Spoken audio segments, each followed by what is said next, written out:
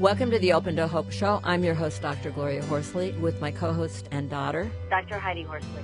Well, today, Heidi, we have a great guest and a great topic, and we're always pleased that she is one of our Open to Hope authors, and we hope you'll go to our Open to Hope site, where we have thousands of articles to help you, and they're all tagged for content, and you can get a lot of support and healing from some wonderful people. So do you want to introduce our guest and topic today, Heidi?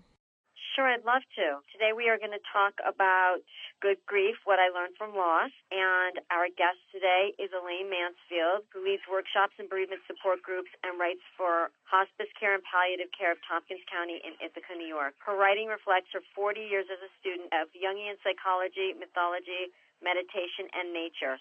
Since her husband's death in 2008, her work is focused on a search for love, meaning, and healing in times of grief. Welcome to the show, Elaine. Thank you very much. It's great to have you on the show, Elaine. Talk a little bit about your husband's death. We met when I was 21. I just turned 21, and he was 25 when we met. And we were both students. He was a graduate student, and I was an undergraduate, and we sort of grew up together. We were very involved with the anti-Vietnam War political thing that was happening at that time at Cornell. But then we slowly got more involved in Eastern traditions and meditation. So by 1970, we were both meditating and studying philosophy with a teacher who was in Ithaca. We were also studying psychology then. We had a strong background, and we kind of grew together and created ourselves as adults together. So we were very fortunate in that way. I am thinking, when I was talking to you and looking at your information, that you had a father die when you were young. You were about 8 or something. And I'm just thinking you could go pretty deep with everything you studied when you've had that kind of experience. I find that people who have had an early loss can sometimes go very deep with this. Is that your thought? My first memories, and I talk about this in my TEDx talk. I also talk about it in my book, Leaning into Love. My way of wanting to deal with my husband's illness and death was very related to how my mother dealt with my father's death. My dad got sick when I was 2, when he got home from the war, and he died when I was 14.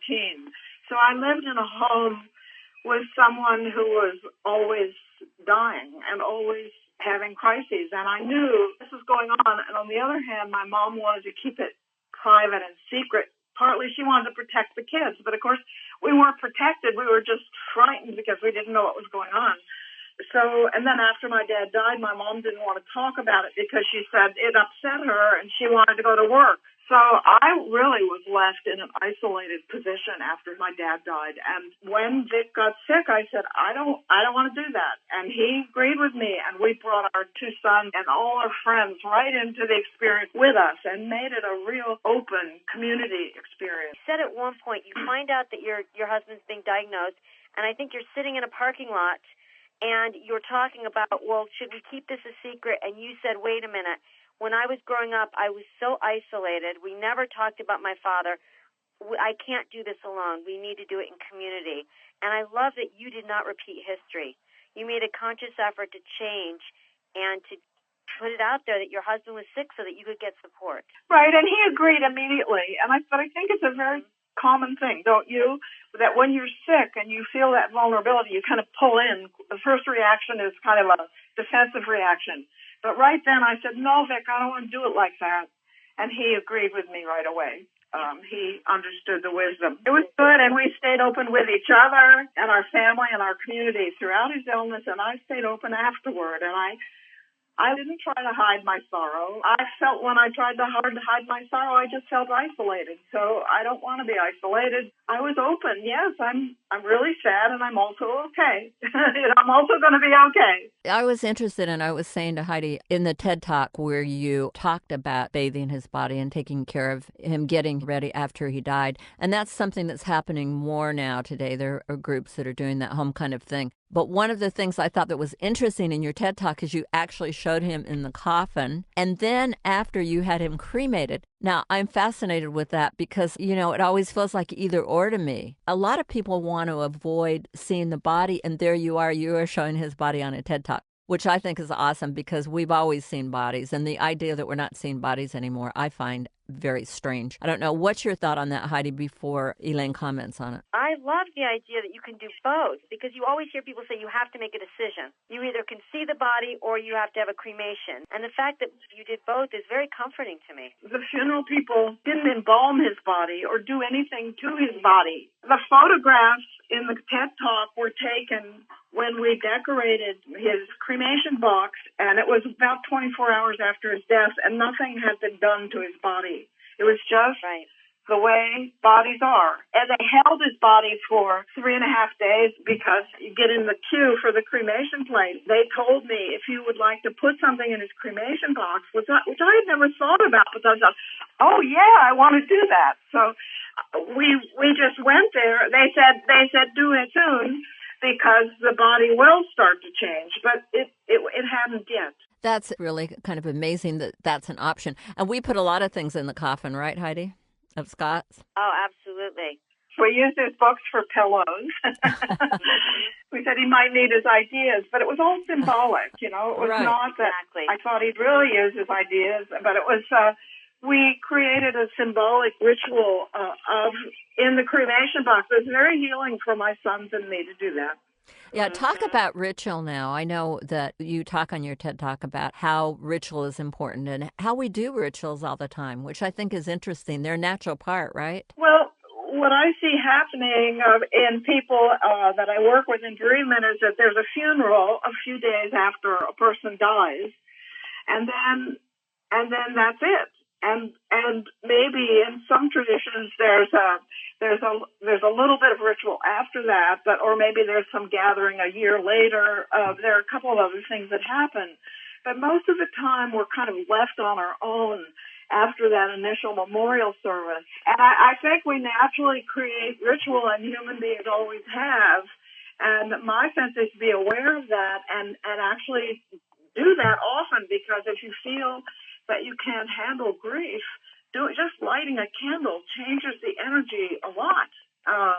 And you can do that every day. You can do it as much as you want, 5 times a day if you need to. What do you think when you see people, what do you think is kind of a flag that they need to get some help, or what stops people from grieving and moving on in the process? In the organization I work in, which is hospice care and palliative care services, anybody who comes to my group, either I've talked to them or they've been screened by one of the bereavement counselors there, so that if someone really needs a lot of personal attention, then they can see a counselor one-on-one and then come to a group later. The first half of my book is about losing my husband. The second half is about gaining my own life, finding my own life. And I talk in there about my hearing loss, and my hearing was already difficult at that time and made many social things difficult. And so there you are in a situation where you want new social contacts and you want to try new things, but hearing loss makes it hard to go to movies, hard to go to restaurants, hard to talk to people at parties, and so it can be very isolating for people, and it was for me. It has been for me. And so you were talking about a group that you went to. I loved what you did. A group that you ran. You had trouble hearing an older gentleman, and you had somebody sit next to you and tell you what he was saying. I like that you just didn't pass it off and that you took action. Well, it's very easy when you have hearing loss, just like it's very easy when you have grief, to say, I'm all right, and just pass over it. And I didn't want to do that in either case, because I felt that would make me isolated. So what I did with this elderly gentleman is that his voice was so weak and raspy, and he moved his lips so little, because I also read lips, that I couldn't hear him at all. So I asked someone who was there, I said, translate for me, because this man was saying that his wife of 66 years had died and how important it was for him to be able to take care of her. And I knew I was missing too much of what he was saying. So I had this woman just say what he said to me, right to my face, louder, and in a stronger voice. And then I said to him, you've done something so important. And Stephen Levine, who this man didn't know, but I know you do, yeah. But Stephen Levine, who writes wonderful things about death and dying, says that if you really love someone, you want to be the one who takes care of them while they're dying. It's the greatest gift you can give someone you love, to help them across. And I told this old man that, and he just looked up at me and he just beamed and big tears came into his eyes. And he was so happy, and he knew, but he already knew inside that he'd given the greatest gift. But to have it verified like that, and if I hadn't said, I'm really deaf, and gotten the full translation, I wouldn't have been able to give him that important information. Well, I found groups really helpful for me. Not immediately, though. It took me a few years to want to be in a group setting. But then I went to a group for the loss of spouses at hospice, and that was wonderful for me. And then the people at hospice knew that I'd run a lot of women's health groups for many, many years, so they asked me if I would lead a group, and they said you could do, what you'd like, and I said, including something like a book group. I said, I want to lead a group for people who've lost partners or spouses, because that's what I know, and I feel like I have the most to offer there. So I've been doing that for quite a few years now, but I almost always love it. Sometimes not, but most of the time they're very, very gratifying and really helpful for the people who bond with one another, and people who didn't know one another before, become support people for each other. And that's what I love to have happen. That's great. Now tell us, the first part of your book is about the loss of your husband, and then in the last half, do you have tips and advice for us? Well, it's memoir, so I write about my own experience, and I guess the tips and advice are lodged in that. Mm-hmm. For me, it was very important to be in nature a lot, as much as I could. Just whenever I felt, as I said in the TEDx talk, when I couldn't take my heartache one more minute, I took my grief for a walk in nature. Mm. And I felt my dog and I were outside a lot. She was a happy girl that summer and fall.